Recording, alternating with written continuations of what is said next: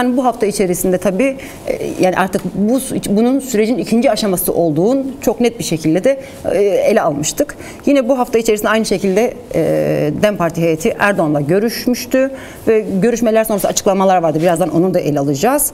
Yani böyle yine süreçle ilgili yoğun böyle görüşmelerin, ziyaretlerin, konuşmaların, tartışmaların olduğu bir süreç ve tabii ki bu görüşmeler, bu açıklamalar aynı şekilde hem kamuoyuna hem basına da çokça işlenen bir konu esasında.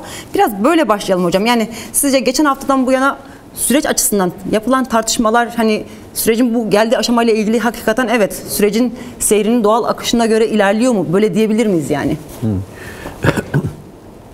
Şimdi ilk defa uzun bir süre sonra bazı olumlu denebilecek psikolojik bir ortam mı da doğurabilecek ifadelere şahit olduk. Gerek DEM Parti ile görüşmesinden sonra Erdoğan'ın demeci ve hemen ardından da Erdoğan'ın baş danışmanı Uçum'un açıklamaları bize iktidarın saray ittifakının çözüm sürecinde ileriye doğru bir adım atma ihtimalini gösterdi.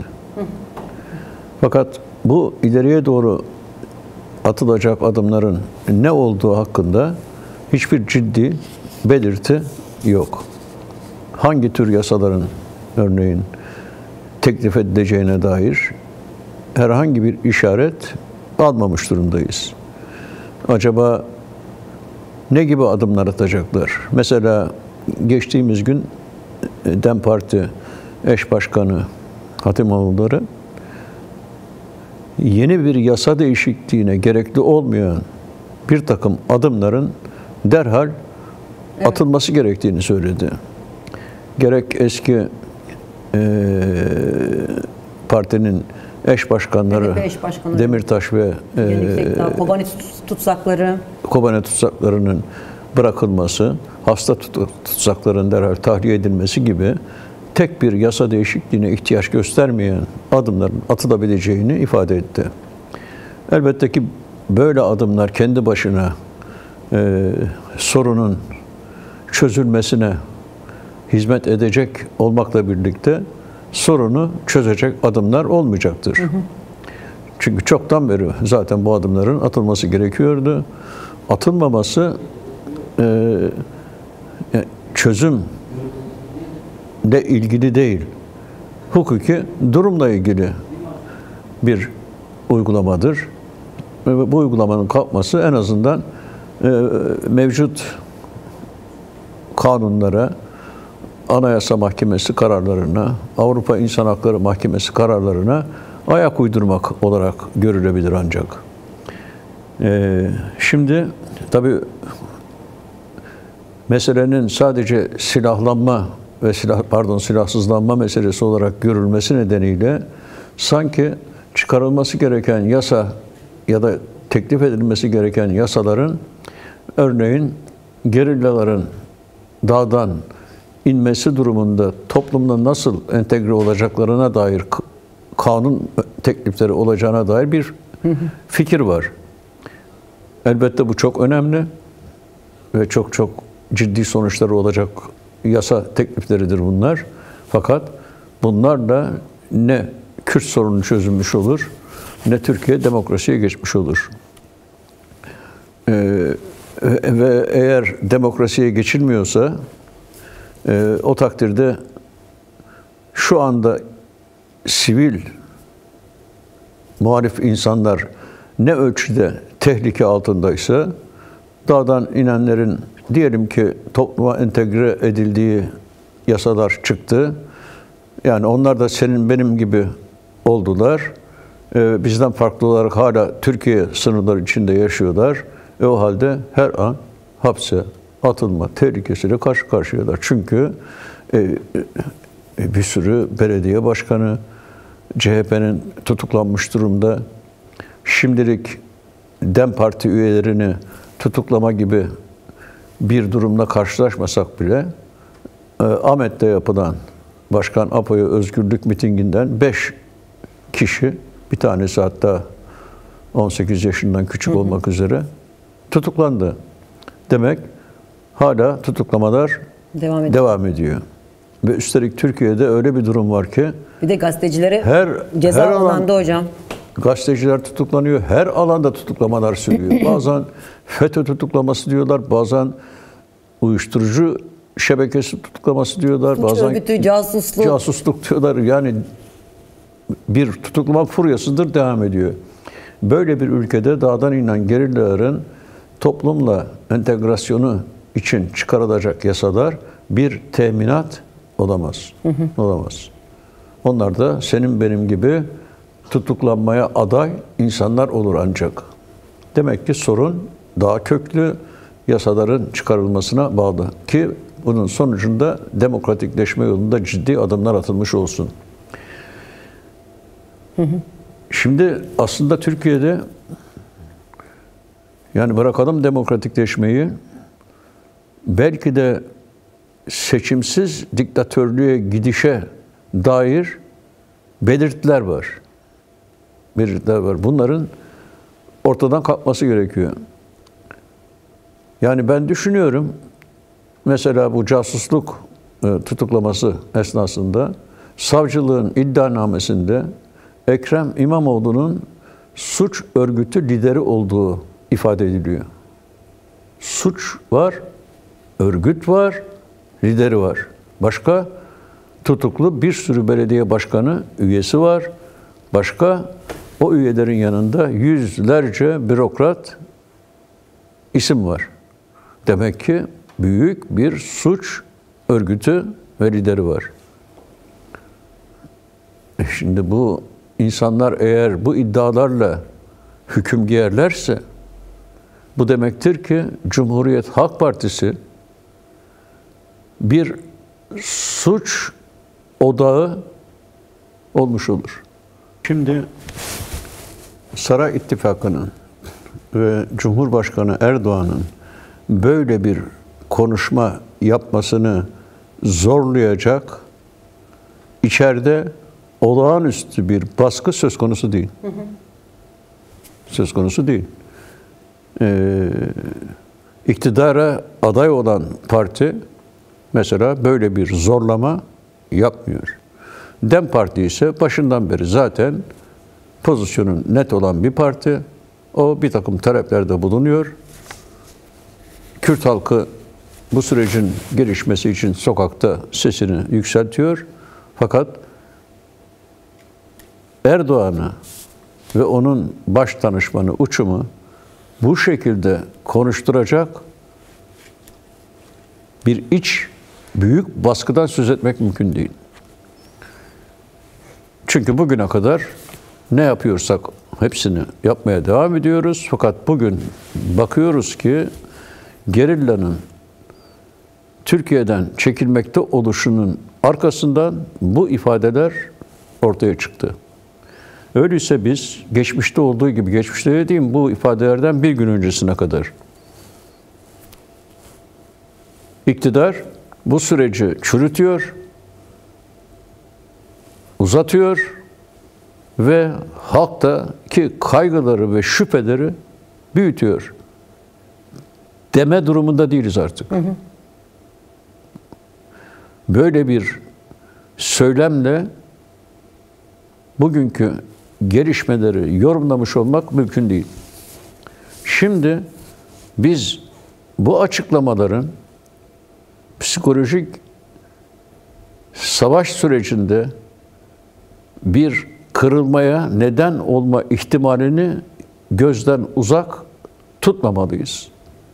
Çünkü bu ifadelerin içinde her ne kadar terörsüz Türkiye gibi bir terim kullanılmış olursa olsun, her ne kadar şehitlerimiz ve gazilerimizin incitmedik ya da ailelerini incitmeyecek adımlar atıyoruz denirse densin, Kürt Özgürlük Hareketi'ne karşı geçmişin alışkanlık haline getirdiği hakaretler, suçlamalar yok. Yok. tasfiye, yok ettik, başardık, zafer kazandık. Yok. Yok, evet. Diyor ki biz önümüze böyle bir hedef koyduk, ona yaklaşıyoruz diyor. Evet. Sadece sen koymadın elbette yani bu hedefi esas olarak Başkan Apo ve Bahçeli ortaya koydu ve sonunda Saray İttifakı bu hedefe evet dediğini ilk defa bu netlikte açıklamış oldu. Mehmet Uçum'un konuşmasında ise yeni olan husus, Meclis Komisyonu'ndan bir heyetin İmralı'ya. Başkan Apo'yla görüşmesine dönük enformasyondur. Demek oluyor ki gerek devlet ve gerekse iktidar böyle bir heyetin Başkan Apo'yla görüşmesine yeşil ışık yakmış bulunuyor. Bu da yeni bir durumdur. Bunlar peki bizim için ne ifade ediyor? Esas mesele Birincisi, bu, evet. Efendim? Evet. Dedim esas mesele bu kısım, evet. Bizim için ne ifade ediyor? Birincisi, Kürt halkının kaygı ve şüphe nedeniyle pasifleşme durumunu sona erdirmek artık mümkündür. Demek ki başarıya doğru yürüyoruz fikri bu halkı aktifleştirecektir. Çünkü hemen arkasından söyleyeceğimiz söz başarmak için Başkan Apo'nun özgürlüğü kilit meseledir. Demek ki başarmak ihtimali büyümüştür. Başarabilmek için Başkan Apo'nun özgürlüğü talebi etrafında aktifleşelim. Şimdi demek ki Kürt halkının yapması gereken şey çok net. Peki demin söyledik, Cumhuriyet Halk Partisi bu demeçlerin gerisinde kalırsa çok büyük hata yapar. Çok büyük hata yapar. Hele CHP içindeki ergenekoncu unsurları ya da aşırı ulusalcı unsurların çözüm sürecine karşı tutumlarının geriletilemesi ve ileride yani Meclis Komisyonu'nda ilk çıkacak uyum yasaları karşısında CHP'nin negatif bir tutuma gireceği ihtimali belirdiği takdirde bilinmeli ki CHP'nin kaderiyle ilgili tehlikeli gelişmeler ortaya çıkar. Ve işin kötü tarafı, iktidar bunu seçimdeki rakibini yok etme gibi bir gerekçeyle açıklamaz. Çözüm sürecini sabote etmek isteyen bozgunculara karşı tutum olarak kamuoyuna yansıtır. Böyle bir durumda Cumhuriyet Halk Partisi muhalefet güçlerinin en diri kesimi olan Kürt halkının desteğinden bile mahrum kalabilir.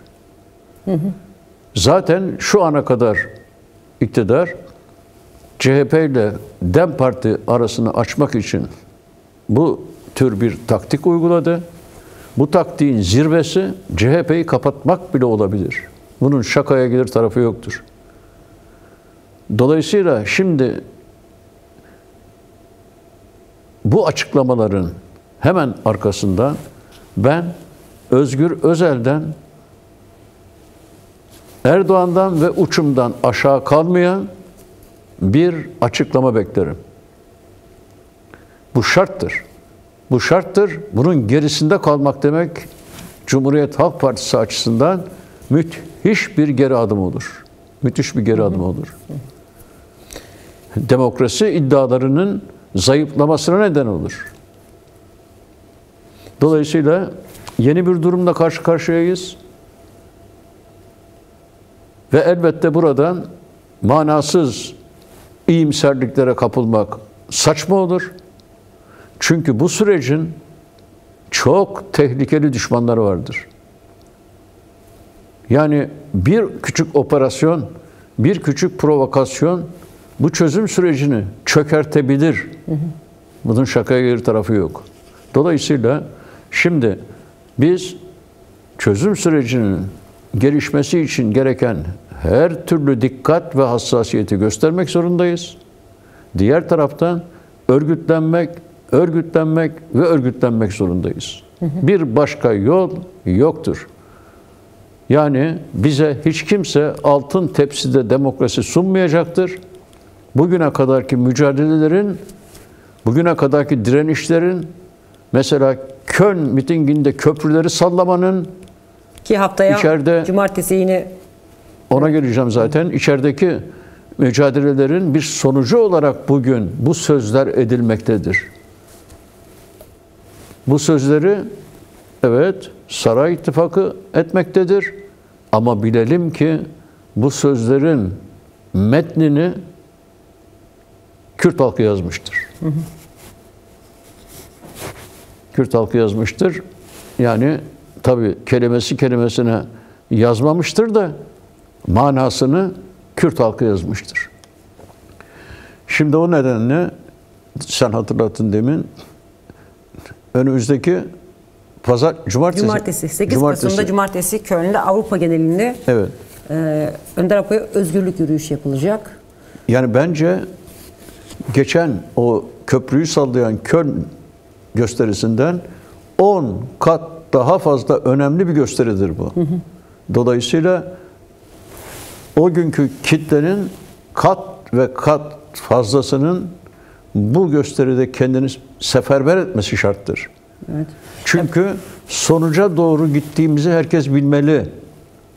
Ama sonuca giderken önümüzde duran büyük tehlikeleri herkes bilincine çıkartmalı. Sonuca varmak için eylem ve örgüt, tehlikeleri bertaraf etmek için eylem ve örgütten başka bir ilaç yoktur.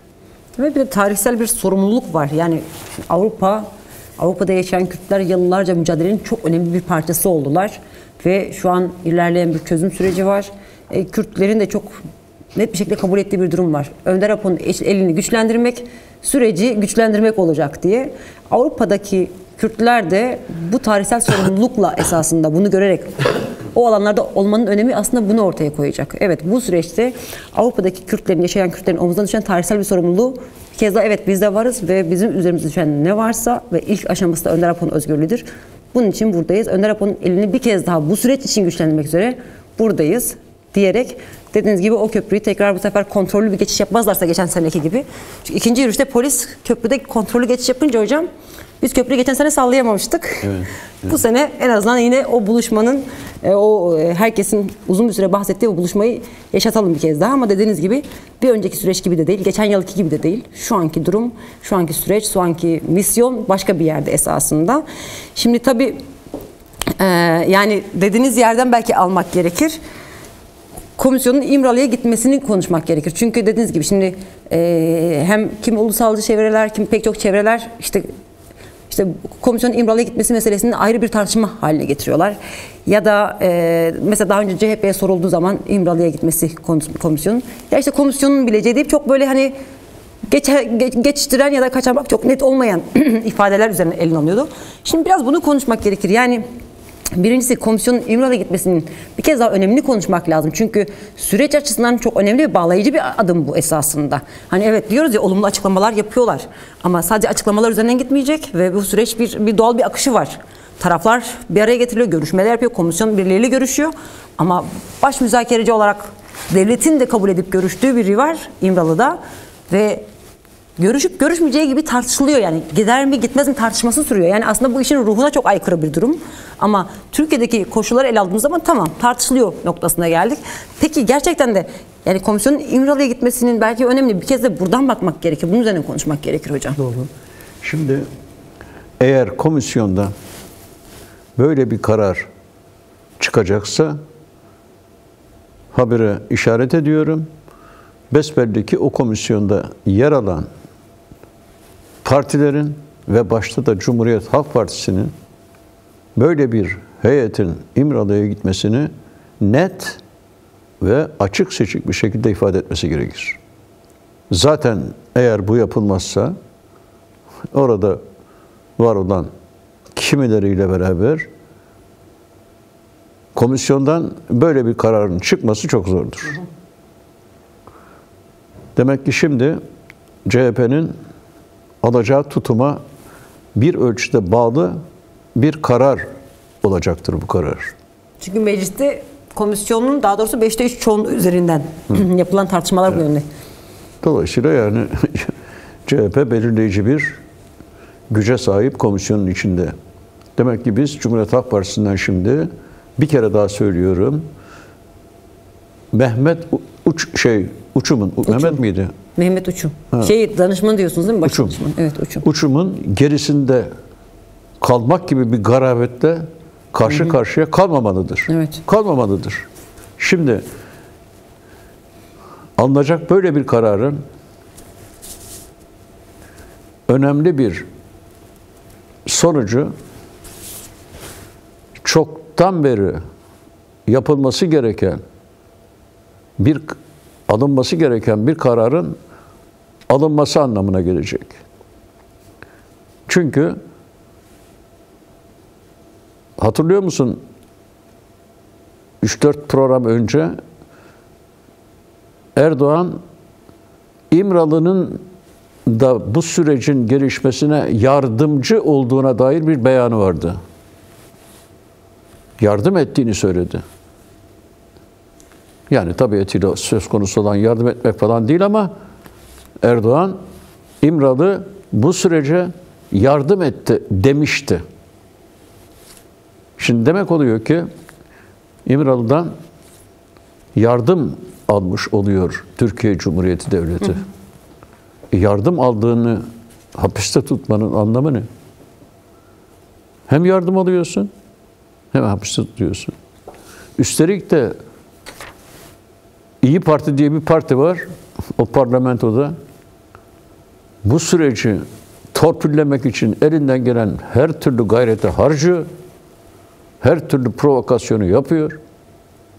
Ve sana senin açından yardım etmiş olan insan hala İmralı'da, üstelik de biraz zayıflamış olsa da tecrit altında tutuluyor. Bu anlaşılır iş değildir.